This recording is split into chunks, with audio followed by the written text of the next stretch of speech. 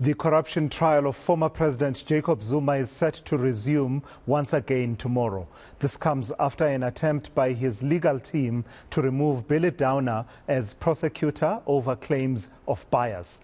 Now, for those who still remember, Zuma and Thales, a French arms firm, are facing 18 counts of corruption, money laundering, tax evasion and racketeering in connection with a $2.5 billion thereabout weapons deal in the late 1990s. eNCA senior reporter Siphamandla Goge is following those developments and joins us now for an update and a preview of what to expect. And Siphamandla, so the case goes back to court, but I do not, for some reason, I don't expect that we will have much progress, what with all these kind of applications and various appeals and processes. But significantly, former President Jacob Zuma is now truly a free man to the extent that he's now able to not only go to this, which has always been to go to the appearances, but now significantly can engage in other political activities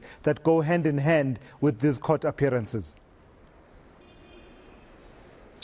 So his political life has been resumed. He has been able to resume with his political life after he was sentenced, of course, to 15 months in prison. That has lapsed. He has finished that prison term in Pietermaritzburg. Last week he addressed his supporters, telling them that now I'm a free man. I can even fly. I'm able to do whatever I want to do. Remember, when he was placed on parole, he couldn't address political gatherings. He couldn't address his supporters. While his political life has resumed, he still faces these legal battles and challenges. Tomorrow he is due back in court.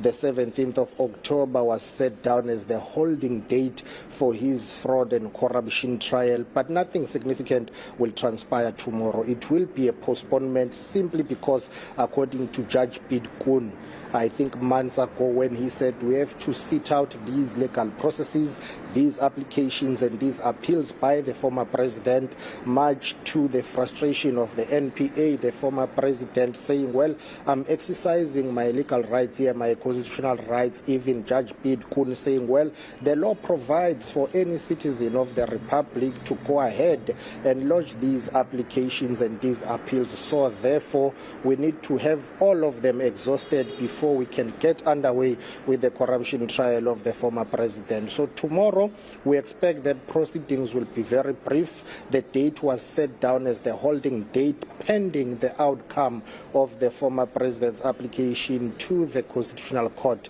He is still fighting to have the state lead prosecutor, Advocate Billy Downer, removed. He has been to the High Court in Pietermaritzburg.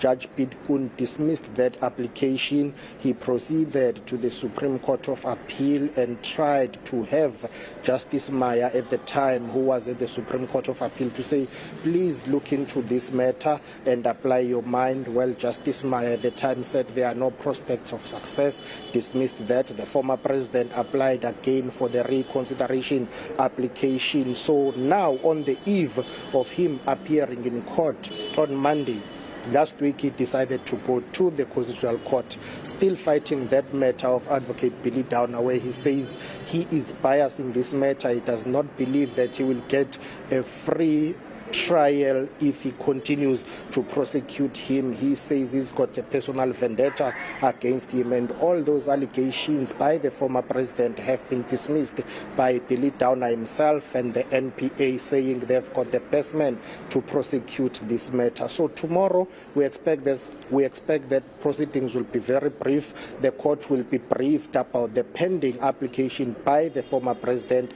Pending the finalization of that matter, you will not get underway with the trial itself. Perhaps let's listen to what the former president said last week when he was addressing his supporters, telling them that now basically I'm a free man. This case has been going on for years. It's been dismissed by some judges, but he says he will continue to fight and to plead innocent. Let's take a listen.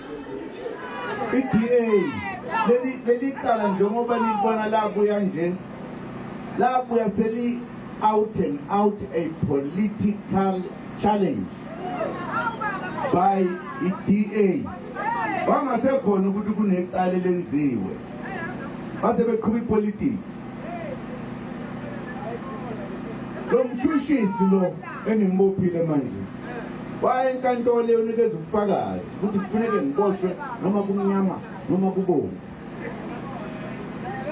kungafanele kwenze lokho okuyena uphethe icala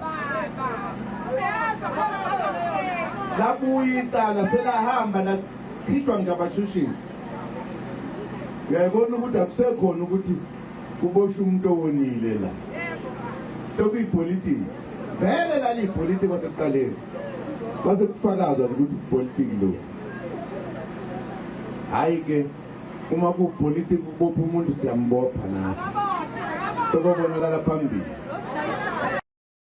And just for the benefit of our viewers who don't speak isiZulu, Siphamandla there, the former president talking about how this case had pretty much been dead and buried until it was resuscitated by the Democratic Alliance, and in his words, that was done for political reasons, and also going on to accuse the prosecutor, Billy Downer, of also just, being hell-bent on ensuring that, he is prosecuted, saying that even that was for political reasons. And interestingly, towards the end there of that clip, he says, well, if arresting people and getting people arrested is about politics, we are also going to ensure that people are arrested. Of course, he's alluding to that dramatic shift in roles where Billy Downer and the journalist Karen Mon stood as accused persons in the private prosecution, and there were those dramatic pictures of Mzwanele Manyi and Carl Niehaus now taking pictures of the duo as they appeared in court. But the roles are reversed again tomorrow, in that Billy Downer is back in the prosecutor's position. Indeed, and tomorrow the former president will not be physically present in court. There will not be too much attention on who will be on the other side when Billy Downer is back prosecuting that matter. The former president, you get a sense that together with his legal team, they have employed a strategy that says they will go after, the issue of private prosecution, and that could form part of their strategy moving forward. Because if you look at it in terms of how the events have unfolded. So last week he was back in court in that private prosecution matter of Advocate Billy Downer and the journalist Karen Mon. But tomorrow he's due back in court, and these matters in a way are linked, and you could have a situation whereby where you go back to court, you will find it says that the former president could argue that we need to finish this matter of the private prosecution first before we move on with my matter, which is this fraud and corruption trial. But the man will unpack it for all, or rather will unpack all of this for us. Is Mpumelelo Zigalala from Zigalala Tennis Baba. Thank you very much for your time, Kuzen. Tomorrow, former President Ju back in court, he will not be physically present because Judge Bidkun said there is no need for him to be there. But what is likely to transpire in court tomorrow? Where are we with this matter or with these matters? Definitely the judge will want to know what's the hold-up. Where are we in terms of finalizing the appeal processes? Who's to blame if there are any delays that have taken place, and why have they taken so much time in order to submit or maybe make the application to the Constitutional Court? Although he may not have too much power in terms of saying we're going to continue anyways, but it's one of those things in which he is going to say to them, I'm monitoring this case closely because I want it to start and end within the shortest amount of time available. The reason why I'm doing that, Section 35 of the Constitution employs me to do that. The Criminal Procedure Act then forces me to look at any unreasonable delays which are due to take place. I want to protect the interests of both the state and that of the former president, if ever they would need to go on trial, and also to prevent the quality and the quantity of the evidence in this case being of clips knowledge. So if you delay, it's going to cause problems. So I want to know who is causing these delays so that I can point to them and say, please finish all your appeal processes. If you win, good for you, but if you lose, you must come back and deal with the witnesses in the Pietermaritzburg High Court. Is it safe to say those appeal processes will not be concluded by this year, probably second quarter of next year in terms of the control at the Constitutional Court? Definitely, they will not be concluded anytime this year. If the application was submitted last week Friday, probably still going to be allocated maybe in December, or let's say early January or February. Before it is even, the parties are even called to come and argue and make verbal submission, it's going to be March or April. So before a decision then comes out, we're talking about July or even August. So definitely, anytime within the first 6 months of next year, 2023, we're not going to have a decision on this particular matter. Finally, when that decision is there, eventually it will be there. You go back to the Pietermaritzburg High Court, you start with a trial, you are likely to have a trial within a trial even next year, if it starts at all. Yes, you are. The reason why you are going to have that is that the team of the former president may come back and say, I have new facts in which I need to deal with. When I make this application earlier, there was no case which was pending against Advocate Billy Downer. Now there's a case which is pending against him. In fact, he's referred to as an accused in a certain case number in which he has to come back and answer. Judge Kun, do you really want to have a prosecutor in front of you who is facing charges or allegations of misconduct, especially misconduct which are related to him being a prosecutor, to him contravening the NPA Act in the Code of Conduct? Do you really want to have a trial which is going to be adjudicated by you under those circumstances? The response may be, well, everyone is presumed innocent until proven guilty. The right in which you have is a right in which Advocate Billy Downer also has. So let's continue with this matter because I still regard him as an innocent man.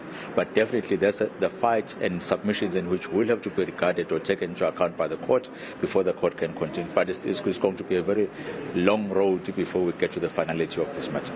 You are not a political analyst. Former president appeared in court last week, addressed his supporters.